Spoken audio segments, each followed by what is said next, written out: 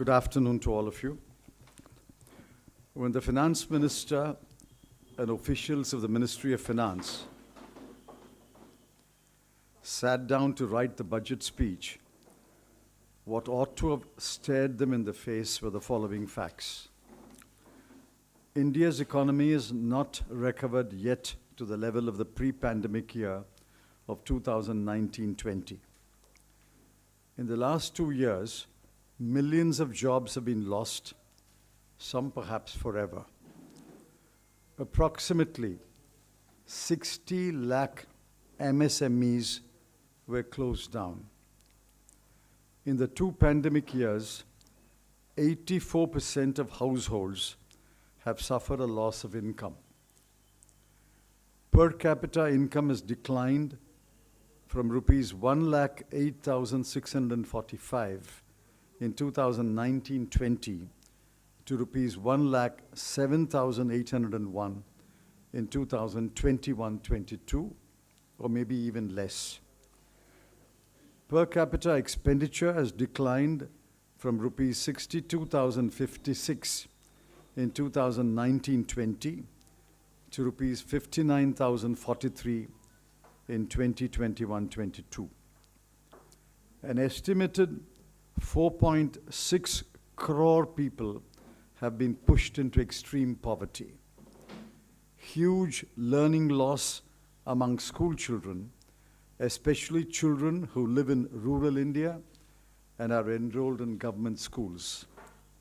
Malnutrition, stunting, and wasting among children has increased, and India's rank in the Global Hunger Index has fallen to 101 out of 116 countries. The unemployment rates have reached 8.2% for urban and 5.8% of rural workers. WPI inflation is estimated at 12% and CPI inflation at 5.3%. These are hard facts. The hard facts should have been there before the Finance Minister. After the budget was presented, we asked ourselves, what has the budget done to address any of these grave challenges? The blunt answer is nothing. This budget has done nothing to address any one of the challenges that I've outlined. The government behaves and acts as though it is on the right path and has delivered on the issues that matter to the common people. This is false. This is also bull-headed obduracy.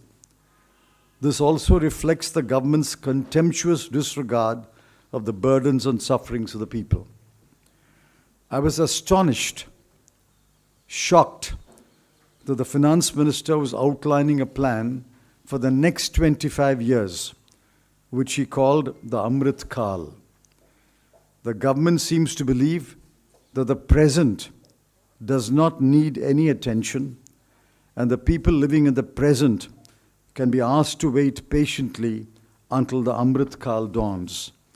This is nothing but mocking the people of India, especially the poor and the deprived. There was not a word in the speech about any cash assistance to the very poor who've been pushed into extreme poverty and suffered immensely during the last 2 years. Not a word for those who had lost their jobs. Not a word about creating jobs for those whose education stopped at some stage at the school level. Not a word about reviving MSMEs that had shut down. Not a word about distributing more food to combat malnutrition and hunger. Not a word about cutting indirect taxes, especially GST, to contain inflation and bring down the prices of goods. And not a word about giving tax relief to the tax-paying middle class or the tax-bearing head of a household. By any standard, today's budget speech was the most capitalist speech ever read by a finance minister. The FM has mastered the jargon of capitalist economics. Read her speech again. Count the number of times I use the words digital, portal, IT-based, paperless, database, ecosystem, global, Atmanirbhar. The word poor occurs only twice in paragraph 6, and we thank the FM for remembering that there are poor people in this country. There are worrying macroeconomic indicators. Top of the list is that the fiscal deficit for 2021-22 has overshot the target of 6.8% and is estimated at 6.9%. For the next year, it will be 6.4%. That is insufficient correction if the goal is to reach 4% 3 years hence by 2025-26. The financing of the fiscal deficit is also a matter of concern. 70% of the FD in 2022-23 will be financed by market borrowing as against 55% in the current year, crowding out private sector borrowing. The worry from the welfare angle is greater. Every key subsidy has been slashed. I repeat it, every key subsidy has been slashed. I'm reading the figures for the current year, 21-22, and the next year, 22-23. Petroleum from 6,517 crore to 5,813 crore. Fertilizer from 1,40,000 crore to 1,05,000 crore. Food, 2,86,219 crore rupees to 2,06,481 crore rupees. The outlay for agriculture and allied activities from 4.3% of GDP to 3.84% of GDP. Crop insurance from 15,989 crore to 15,500 crore. Maganrega from 98,000 crore to 73,000 crore. The total subsidy bill has been cut by a humongous 27%. This is the most unkindest cut in this budget. The finance minister may have forgotten the poor, but the poor have long memories. The next worry is about raising more resources. The FM is betting on heavy market borrowing, an increase in corporate tax by 85,000 crore, personal income tax by another 85,000 crore, and GST by 1,05,000 crore. There is not a word about raising more resources from the rich, especially the very, very rich 142 persons whose wealth in the last 2 years has increased from 23 lakh crore to 53 lakh crore. You will ask me, no doubt, if there is not any aspect of the budget that I welcome. There is a short list of 3. 1, the FM has promised capital expenditure of 7,50,000 crore in 22-23 as against a revised estimate of 6,02,711 crore in 21-22, and I welcome it.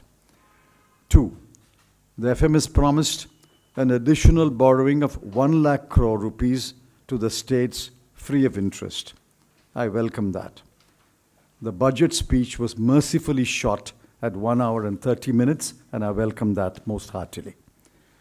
Parliament may vote this budget because the ruling party is a brute majority in the Lok Sabha, but the people will reject this capitalist budget.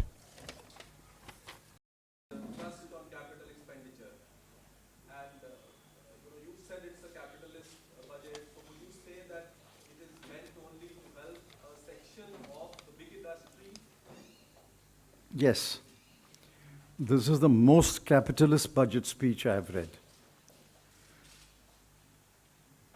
Now, corporate tax alone, Finance Minister expects an increase of 85,000 crore. let's take average capital tax at 25%. If the government is getting an 85,000 crore extra, which means the corporates are going to get 2,55,000 crore profit extra. Because 75% goes to the corporates and 25% goes to the government. If government expects an increase of 85,000 crore, then the corporates will get another 2,50,000 crore more profits. This is the most capitalist budget. There's not a word. I mean, I'm shocked. Not a word about the poor, the tax-paying middle class, the agriculturist. Not a word. And they don't care. Ma'am, we'll go to you. I'll come to you. Don't you think that India is step forward for removing all the print media? Did she say something about removing the print media in her budget? I mean, I won't be surprised.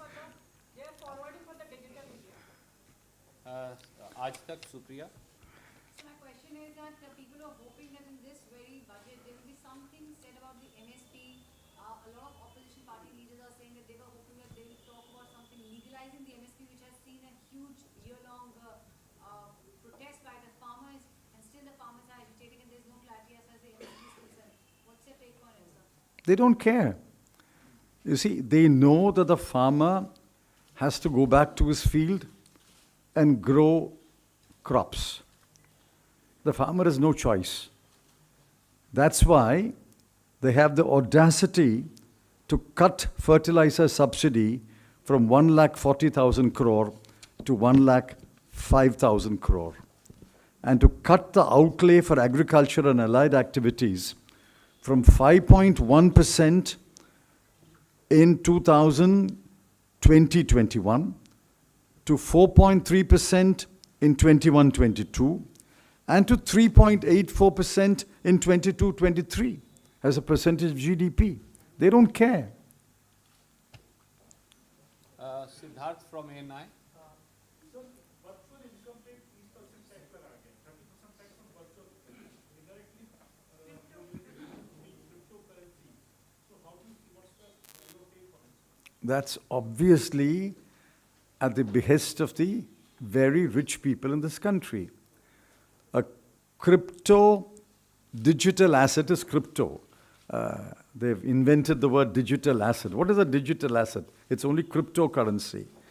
Now, by a sleight of hand, instead of RBI announcing it, the finance ministers virtually announced that cryptocurrency is legal from today.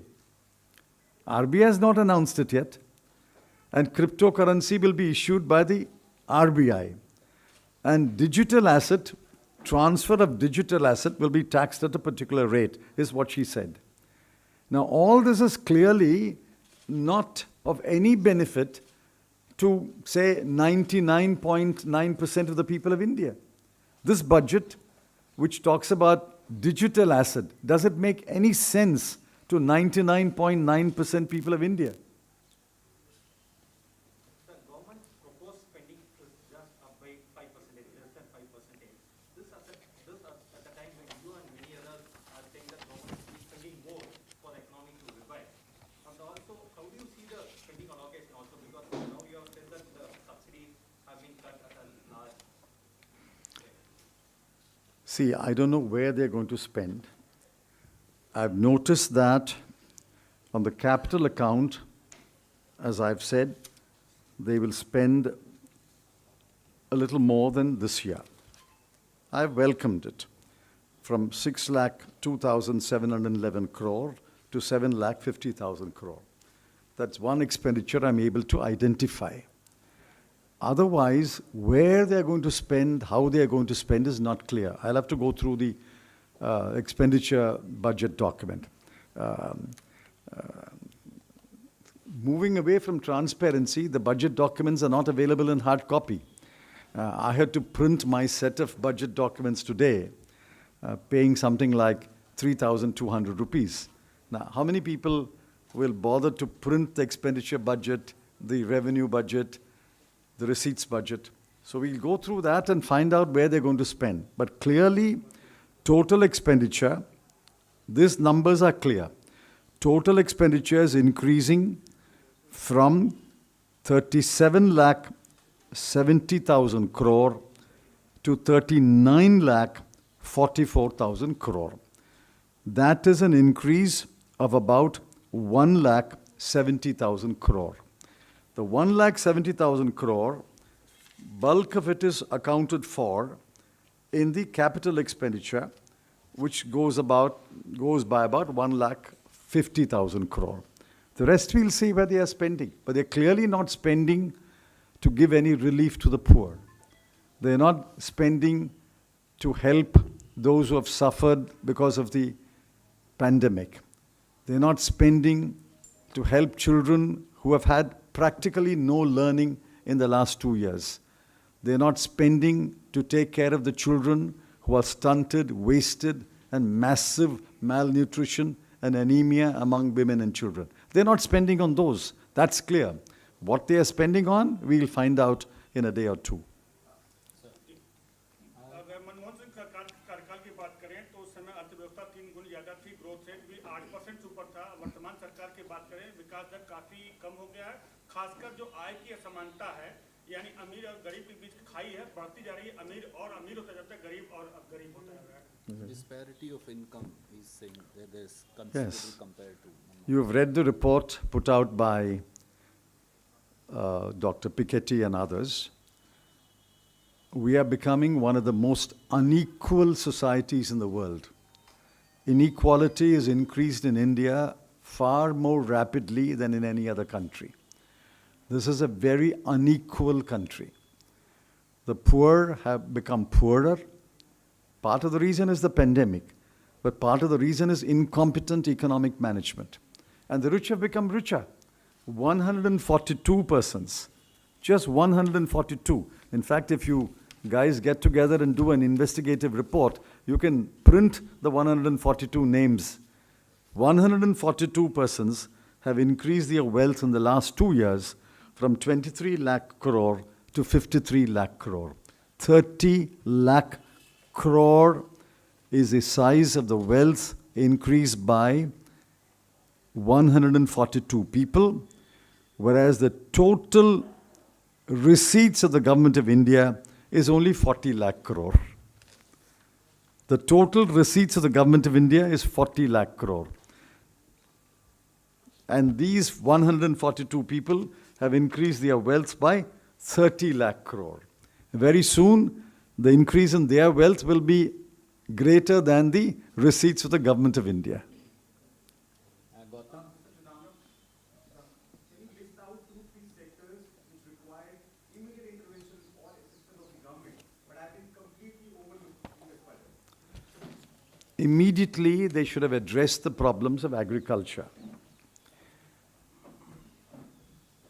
Input prices are going up. Transport cost is going up because of fuel costs. And therefore, they should have addressed why are farmers producing more and more, yet many of them are extremely poor. They are as poor as they were 20 years ago, 30 years ago. Our agricultural production has increased several fold, but the farmer remains poor. Therefore, they should have addressed the question of agriculture, brought down the cost of cultivation so that the farmer is left with more surpluses. Today, the farmers practically left with no surplus. The farmers left only with debt, number one. Number two, they should have addressed the question of children. Children are our wealth.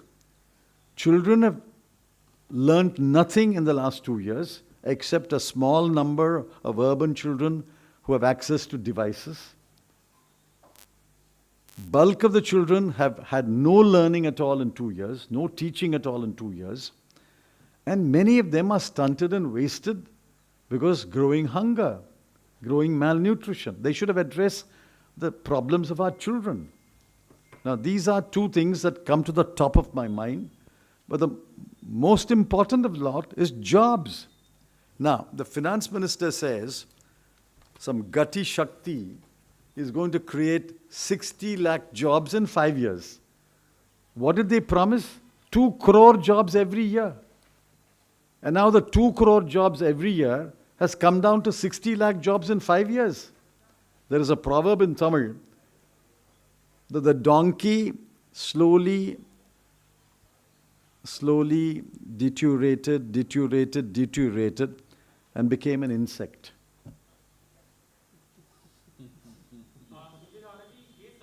Can I come to you after her? Okay, ma'am. Sir, if we look at this politically, BJP is facing one of the most important elections of President's tenure in UP. But here, the finance minister is addressing the budget to just 1.1% of the people. And on top of that, they've cut subsidies and, like you said, nothing for agriculture. So what is the reason? I mean, how are you looking at their mindset? Are they super confident or have they given up on UP? I believe that they are not going into an election based on the record of performance. They are not going to election on the basis of the assurances and reassurances to the people. They are simply going to the election on the basis they can divide Indian society into Hindus and non-Hindus and capture the bulk of the Hindu vote. It's simply a cold, clever calculation that religion and Hindutva will propel us back to power. The people, the farmers, families with children, families who have debt, families who have lost jobs, families who have lost incomes, they must wake up and say, hey, what's going on here? What's going on here? My children are hungry. I don't have any surplus at all. I've lost my job. I've lost my income. Fertilizer prices are going up. Power costs are going up. Fuel costs are going up. What's going on in this country? And hold the BJP responsible. I sincerely hope after this budget, people will wake up to the reality of the BJP. I'm going to come to you.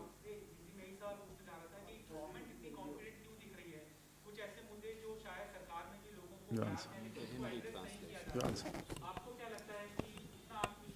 இந்த video உங்களுக்கு பிடிச்சிருந்தா please like and share பண்ணுங்க. மறக்காம எங்க சேனலை சப்ஸ்கிரைபும் பண்ணுங்க.